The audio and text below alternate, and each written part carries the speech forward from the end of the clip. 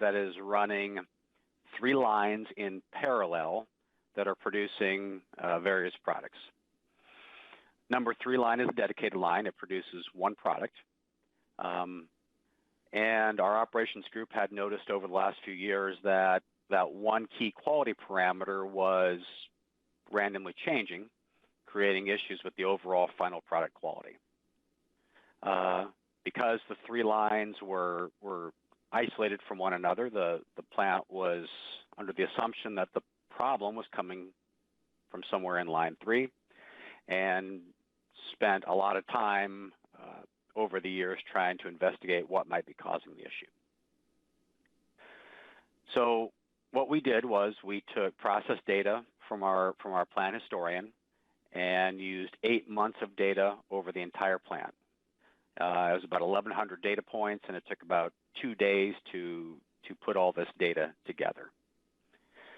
After that, we spent 3 days reviewing results, fine-tuning the model to determine what actually might be causing the quality issue. So if you look at this, so the plot on the left-hand side shows a time series plot of gel strength, which in this case was the quality parameter we're concerned about. And you can see sometimes it's high, sometimes it's low. And it's the low values that are a problem for us. So using the software, we're able to create a score plot, and we can see that the good gel strength numbers are grouped separately from the low gel strength numbers. So the fact that they are in separate groupings on the score plot indicates that something is fundamentally different with our process in each case. So that's great, but then the next question is, what is fundamentally different? So by selecting these 2 different groups, we are able to create a contribution plot which actually shows us which underlying process variables are different. And you can see the grouping there right in the middle, the blue, tall blue bars are the variables that are different. Well, guess what? All of those variables are actually located in line 2. So this makes us wonder if this problem is actually coming from line 2 and not line 3, as was previously assumed. So armed with this insight, we did a little more investigation and found that it seemed like the problem was when we ran a particular product in line 2, it was affecting the quality in line 3.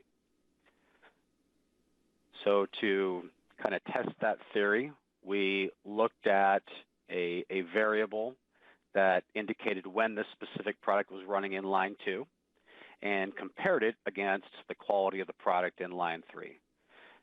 We broke our data set up into 2 sets, a training set and a prediction set, just to make sure that the results that we're getting out of our models were valid. And so you can see the observations that are highlighted on the left is when this specific product is running in line 2. And you can compare that to the plot on the right that shows the gel strength of the product in line 3. And as you can see, there is a direct relationship. Whenever this product runs in line 2, it drops the quality of the product in line 3. What we found was these 2 lines were actually connected. There's a water system that is common between them, and whenever this specific product was running in line 2, it had an adverse effect on the quality of the product in line 3. So once we found this, we closed off that line, and the issues with the quality of the product in line 3 went away. So the results from this case study, we determined that the quality issue was directly caused when running a specific product in line number 2, something that had really not previously been considered. Our operations group, once they got on this track, were able to find that link and resolve the issue. And we estimate that this was able to save us about $400,000 a year in eliminating off-spec product on line 3.